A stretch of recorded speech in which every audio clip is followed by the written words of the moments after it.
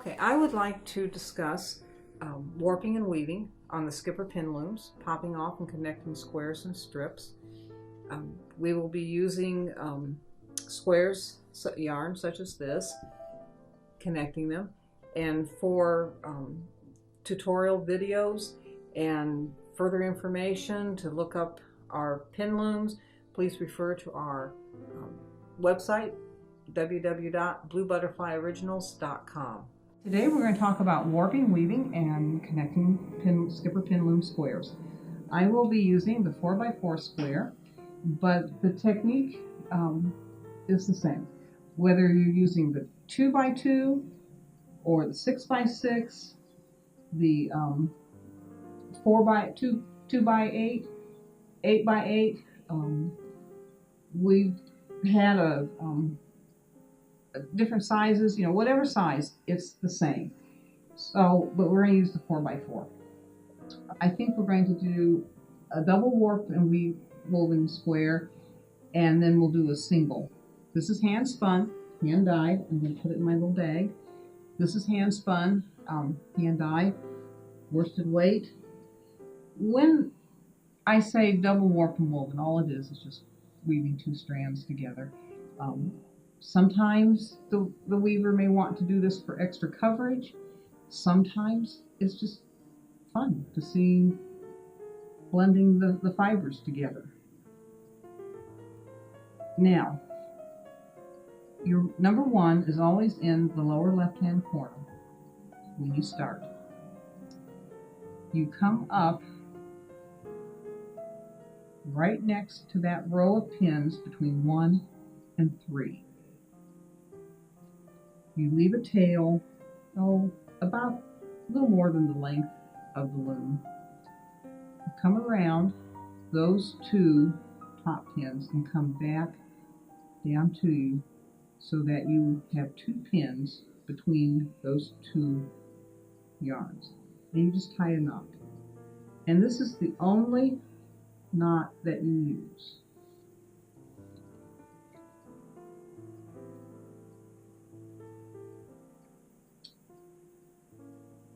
Okay. Pull it down. Then you will take from your yarn, from the balls of yarn, go around those 2, because you see you have 4 pins here. You go around those 2, go up to the top. When you're warping, you don't want the yarn around that pin, you don't want that to be next to each other yet. They will be as you weave the yarn, but when you're warping, you don't want it like that. You go around those 2, come back down toward you, and go between pins 1 and 2.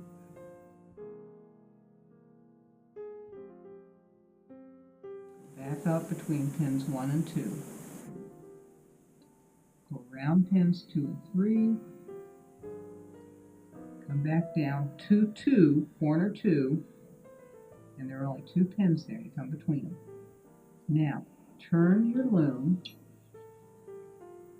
so that now 2 is in the lower left-hand corner. You will see an arrow.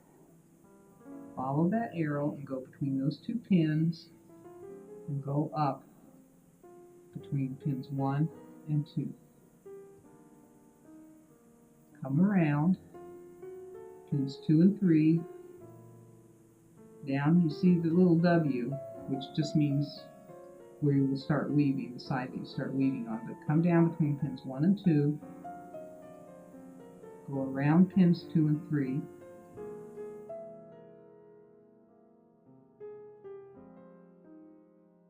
Back down between 1 and 2.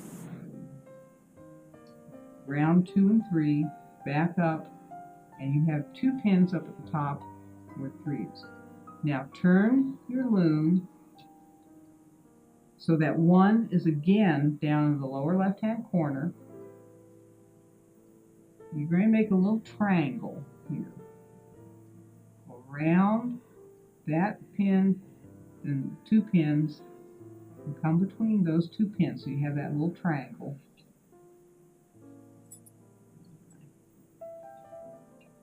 And then come back down to your tie-on knot tail.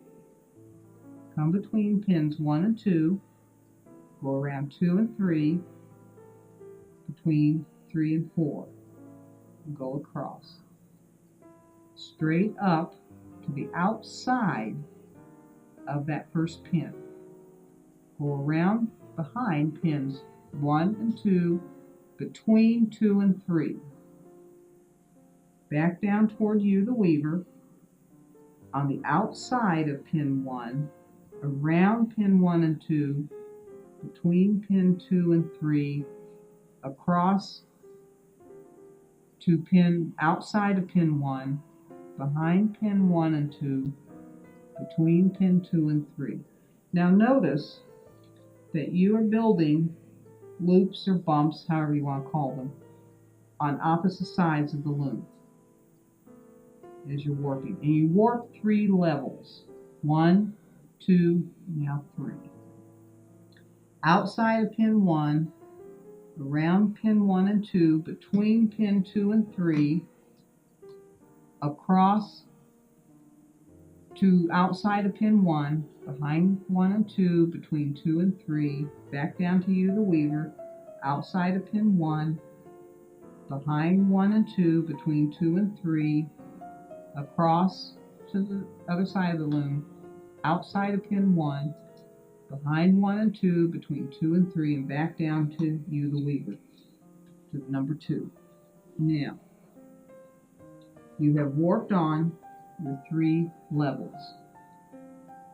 I put my thumb here to kind of hold it in place.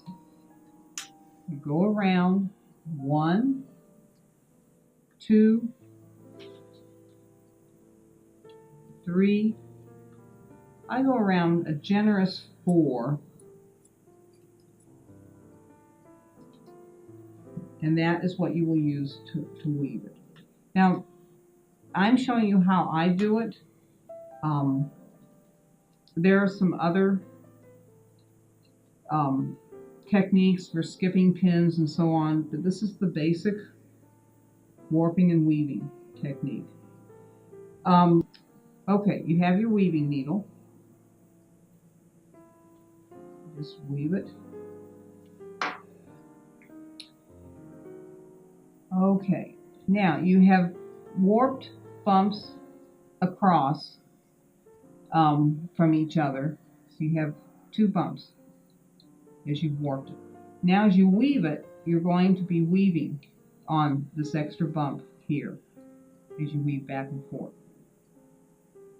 Right here, you go over that and under, and then over, and then under, and then over, under, and you just go across all the way. Your first row that you weave and your last row that you weave have to be right next to the pins.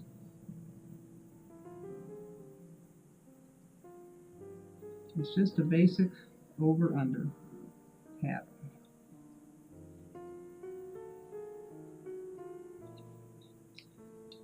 And as I said, whatever the size skipper pin loom, it's the same. The 2x2, and then just pull it and kind of snug it, but you don't have to really pull it. And then just take those fibers and kind of put them back up. And again, over, under, under, over, under, over, just all the way across.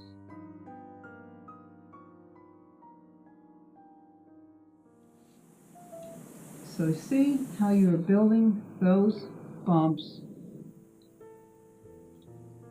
on the opposite sides of the loom, just as you warped them on those opposite sides of the loom.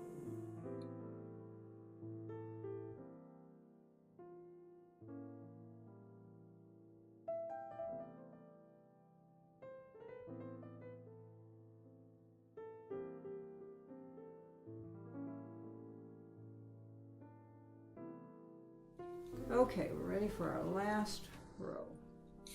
And this is tight. Now, you have the 3. That's your last one. You have this little triangle. Over, and then under, and then just all the way across.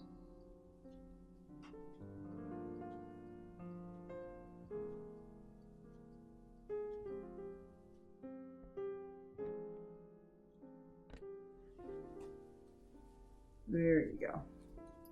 Okay. Now, there was one pin that was not warped. That is your tie-off pin. You will come around that pin, go behind it, go behind the next pin, and go down, just straight down. You can see coming down. And this is where you make a choice, where the weaver is going to make a choice. If you're going to weave a lot of these squares, if this is going to be, say, a table centerpiece or a table runner or a pillow or a scarf, you're going to want to come down like this and have that tail for connecting, because I use my tie-off tails to connect. Or if you just want to do a mug rug like this, and it's a single project, then you will want to just weave your tail up. You'll just want to go around that unwarped pin, behind it and the next one, and then just weave your your tail up all the way up across the loom to the top, and then cut it off. You can't unravel the square by popping it off, but whichever project you have, like a mug rug or something where the squares are going to be connected, this is when you're going to make your decision. I am going to felt this because felting is just kind of my thing, and I think this is going to be really neat. But, and that is really tight, so I'm going to pull that through, and then I'm going to come back. There we go. And something else that you could do with this, because you've got such a nice grid here, could be kind of cross stitch if you want to do that. Now, I will just snip that. You see I have a tail, but we're going to crimp that in a little bit. Now, I never, ever, ever use my tie-on knot tails to connect squares. It just doesn't work for me. So I just, because this is going to be felted, it's going to be, I don't know what's going to be, a little pin or something, but I am going to weave up my tie-on knot tail right now because I want to get rid of those tails. If I were weaving squares for, as I said, a table runner or an afghan or something, I would leave my tie-on knot tail as it is, because it will help me orient the squares when I lay them out. But since that's not, oh, I don't want that, I want this. So that's why I'm just going to leave this off right now, because I don't want it on. So now you've got that little loop right here. I don't know if you can see that, but that was where you had your tie-on knot tail, and then you were warping it, and you came back through there. I want to kind of catch that in, so I'm going to just go over between the 2 and the 3 pins, and I just weave this all the way up. And I like to weave it all the way up because it makes it look more even, a little neater, and I think it makes it more secure too. If you just wove it up, say 2 or 3, I think it might slip out a little more easily. But when you weave it all the way up, it's in. and you just pull that through. And I don't save these. That I just toss.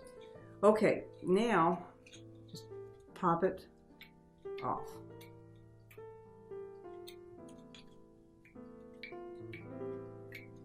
And there you are. Thanks for joining us today. We've had a lot of fun showing new Skipper pin loom ideas. Remember to check out our website, www.bluebutterflyoriginals.com, for availability and pricing and tutorial ideas about the Skipper pin looms. We've just had a lot of fun. With one little pin loom, you get 5 craft options with weaving, felting, needle felting, kind of cross stitch embroidery, and rug hooking. So remember, with Skipper pin looms, the sky's the limit.